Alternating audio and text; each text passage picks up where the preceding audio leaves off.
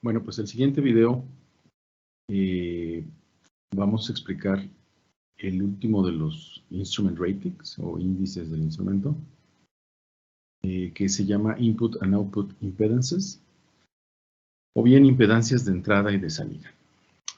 Bueno, cuando se conectan dos dispositivos electrónicos, siempre se debe de garantizar que haya un correcto acoplamiento de impedancias. Cuando hablamos de impedancias, recuerden que es la suma de la resistencia y la reactancia capacitiva o inductiva de un circuito eléctrico o electrónico. Si no hay un buen acoplamiento de impedancias, va a ocurrir un fenómeno que se llama efecto de carga o loading effect. Esto genera tiene varias repercusiones, y la primera de ellas la podemos ver, por ejemplo, cuando conectamos a una fuente de alimentación un voltímetro o un voltmetro, como está aquí dibujado.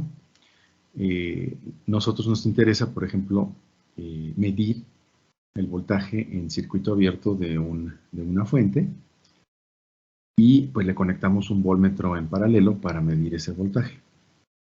Bueno, resulta que las fuentes reales pues no solamente tienen una fuente de voltaje, sino que tienen asociada una resistencia de la fuente. Y el voltmetro o voltímetro pues tiene su propia impedancia. Aquí la estamos representando con Z porque, como les decía, no solamente es resistiva, sino que también es capacitiva e inductiva, aunque este valor suele ser muy pequeño, existe. Entonces, si nosotros conectamos el voltmetro, pues como ven, lo que estamos haciendo es cerrar el circuito, y va a haber entonces un flujo de corriente a través del circuito, y por lo tanto va a haber una caída de potencial de dos resistencias conectadas en serie. Esto tiene pues dos consecuencias inmediatas. Primero, que hay una respuesta en altas frecuencias, es decir, conforme aumenta la frecuencia, si esta fuera una fuente de corriente alterna, va a aumentar la impedancia. Y dos, va a disminuir la amplitud de la señal que se mide. Es decir, el efecto del voltímetro es que está haciendo una caída de potencial adicional a la resistencia de la fuente, que dicho sea de paso es una resistencia pequeña, mientras que la del voltmetro pues es una resistencia muy grande. Entonces, esto va a causar que el voltaje que estemos leyendo una vez que se conecte el voltmetro, pues no sea el correcto. Lo podemos analizar de esta manera cuando conectamos una etapa de un circuito electrónico con otra etapa. Bien, aquí tengo dibujado yo un circuito electrónico típico que tiene su impedancia de entrada, un voltaje de entrada, y su impedancia de salida con una fuente de voltaje de salida. Típicamente para un circuito electrónico como este, pues el voltaje de salida se calcula como el voltaje de entrada multiplicado por una ganancia, que podría ser unitaria en un seguidor de voltaje, positiva para un amplificador o menor a 1 para un atenuador. Pero finalmente, bueno, es una ganancia. Si conectamos dos etapas contiguas, es decir, la salida de la primera etapa se conecta hacia la entrada de la siguiente etapa, cada una de las etapas con su respectiva ganancia G1 y G2, bueno, pues podemos entonces calcular qué efecto tiene la impedancia de salida de la primera etapa sobre la impedancia de entrada de la segunda. Para la primera etapa, su voltaje de salida pues va a ser igual al voltaje de entrada por su ganancia sub 1. Para la segunda etapa, su voltaje de salida va a ser igual a su voltaje de entrada por su respectiva ganancia. Pero si analizamos el circuito que se forma entre el acoplamiento de impedancias de salida y de entrada, pues en lo que está ocurriendo pues realmente es un divisor de voltaje. Y sabemos muy bien que para calcular el voltaje de salida de un divisor de voltaje, pues es el voltaje de entrada, que en este caso sería el voltaje de salida de la primera etapa, por la resistencia donde me interesa medir ese voltaje, esa diferencia potencial entre la suma de los resistores.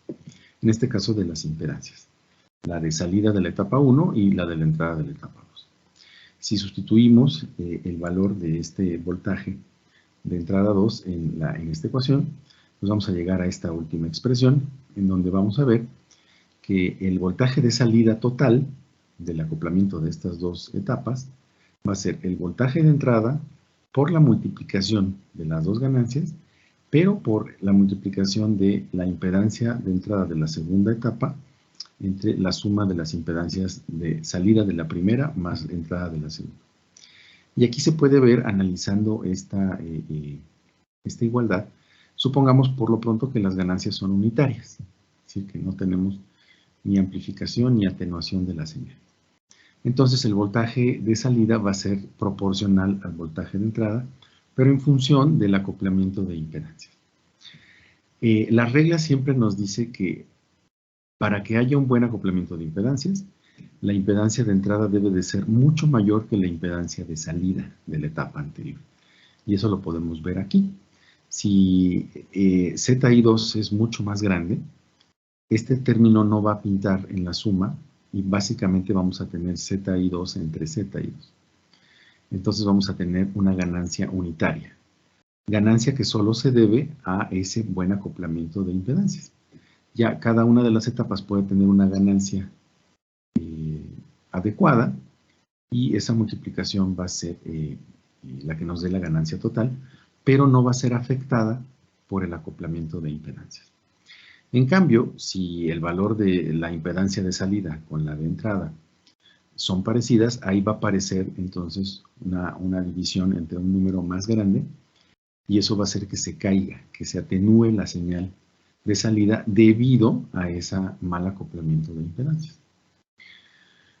Ahora bien, una forma de analizar este acoplamiento de impedancias también es determinando el equivalente de Thevenin de un sensor. Ustedes saben que un circuito eléctrico de dos terminales siempre se puede escribir como un equivalente de Thevenin, en donde vamos a tener una fuente de voltaje en serie con un resistor, como si fuera entonces la etapa de salida de cualquier circuito eléctrico o electrónico. Este equivalente de Thevenin, pues para determinarlo hay que determinar su resistencia de Thevenin, que es esta resistencia que está en serie con la fuente de voltaje, y el valor de la fuente que se llama voltaje de Thevenin. Para determinar el equivalente de Thevenin se sigue una metodología muy simple. La resistencia de Thevenin se mide directamente en la resistencia presente en las terminales del dispositivo a circuito abierto. Abrimos el circuito en las terminales A y B y medimos la resistencia que tiene esas dos terminales. Eso a veces se puede hacer, o si no, se puede determinar a partir de la división entre el voltaje sin carga a circuito abierto entre el voltaje a cortocircuito. Esto segundo es cuando no podemos desconectar la fuente que alimenta la etapa anterior. Para determinar el voltaje de Thevenin, pues si tenemos forma de medirlo, simplemente el voltaje de Thevenin va a ser el voltaje que aparece en las terminales A y B en circuito abierto. Ahora, los voltajes se deben medir con un voltímetro con una alta impedancia, por el efecto que acabamos de explicar, el efecto de carga. La impedancia de entrada de un buen voltímetro ronda los 20 megaohms, mientras que uno no tan bueno puede tener impedancias menores a 1 megaohm. Obviamente, entre más grande sea la impedancia del voltmetro, pues mejor será la lectura de este voltaje de Thevenin, de esta resistencia de Thevenin, porque menor va a ser el efecto de carga sobre la etapa donde se está midiendo voltaje o resistencia. Ahora, ¿para qué nos sirve el equivalente de Thevenin? Una vez que lo calculamos experimentalmente o también analíticamente, y que ya tenemos su voltaje de Thevenin y su resistencia de Thevenin en las terminales A y B, podemos conectar una resistencia variable, llamada resistencia de carga, o load resistance, y medir la corriente que pasa a través de ella.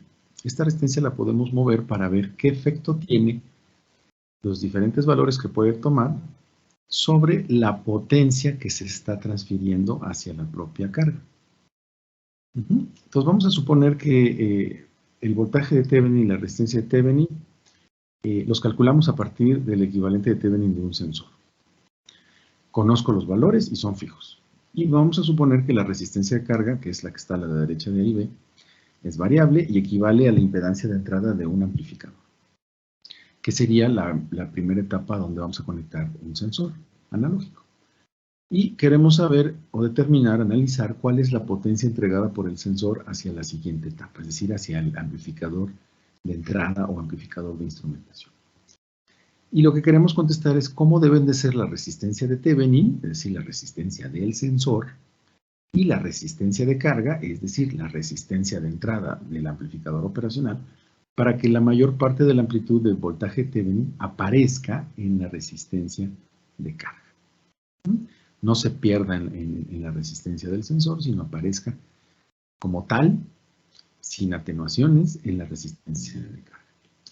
Para ello, podemos, utilizando la ecuación que calcula la potencia, recuerden que hay 3 formas de calcularla, esta es una de ellas, donde tenemos la resistencia de carga multiplicada por la corriente que cruza a través de ella al cuadrado. Esta corriente, analizando el circuito, la podemos calcular como el voltaje de Thevenin entre la suma de las dos resistencias y lo elevamos al cuadrado. ¿Ok? Lo siguiente que vamos a hacer es, ya que tenemos la potencia expresada en función del voltaje y las dos resistencias, queremos determinar los puntos máximos y mínimos. Para ello, pues aplicamos el criterio de la primera derivada. Como tenemos una división de dos factores U entre B, pues aplicamos la fórmula de U entre B, donde U va a ser voltaje de Thevenin al cuadrado por la resistencia de carga, y B, la suma de las resistencias al cuadrado. Aquí estoy viendo que cometí un error, aquí me faltaría ponerle al cuadrado la resistencia de carga, porque aquí aparece al cuadrado tanto numerador y denominador, entonces aquí me faltó ponerle aquí un cuadrado. Entonces B es la suma de las resistencias al cuadrado, saco la derivada de U, la derivada de B, y sustituyo, y igualo a 0, aplicando el criterio de la primera derivada. Este término desaparece porque pasa multiplicando por 0, hago un poquito de álgebra para simplificar, y finalmente yo tendría que aplicar el criterio de la segunda derivada para garantizar que este punto, donde la resistencia de Thevenin igual a la resistencia de carga, es un máximo, porque el criterio de la primera derivada solo me dice si es mínimo o máximo.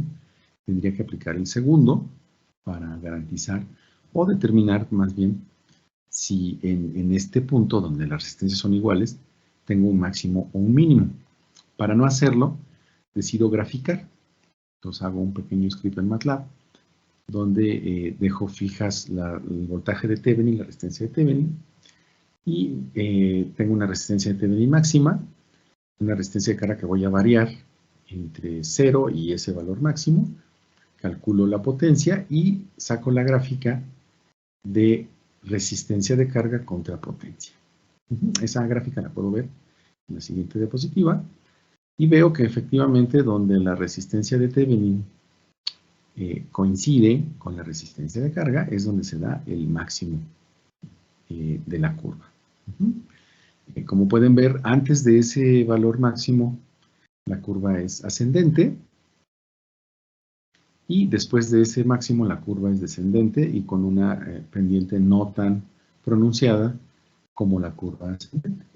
Entonces, eso es lo que me dice el teorema de máxima transferencia de potencia, que la potencia máxima se dará justo cuando se igualan esas resistencias, y si yo sustituyo en la ecuación de potencia, voy a llegar a esta expresión. La puedo calcular fácilmente como el cuadrado del voltaje de Thevenin entre 4 veces la resistencia de Thevenin. Entonces, recuerden, aquí tengo graficado resistencia de carga contra potencia entregada a la resistencia, y veo que justo en el valor donde son iguales resistencia de carga y resistencia de Thevenin, se da la máxima transferencia de potencia. Otra forma de analizarlo, que no es en potencia, sino es utilizando pues, un simple divisor de voltaje. Vamos a suponer de nuevo que voltaje de Thevenin y resistencia de Thevenin son fijos y conocidos, y que voy a variar la resistencia de carga. En este caso, por divisor de voltaje, la caída de voltaje en la resistencia de carga se calcula con esta fórmula. El voltaje de salida de la resistencia va a ser igual al voltaje de entrada, que es el de Thevenin, por la resistencia de carga entre la suma de las dos resistencias.